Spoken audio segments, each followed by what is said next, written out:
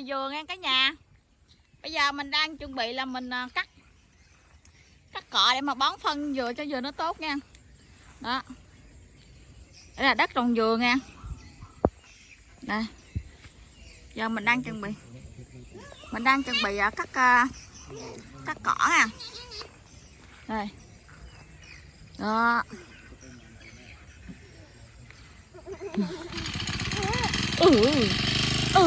Vô nè.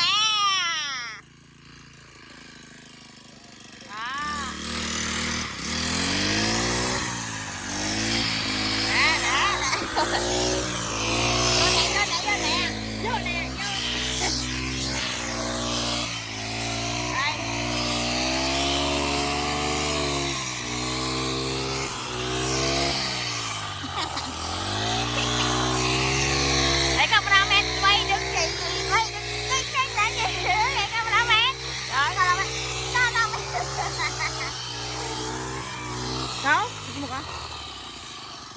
Cameraman gì đứng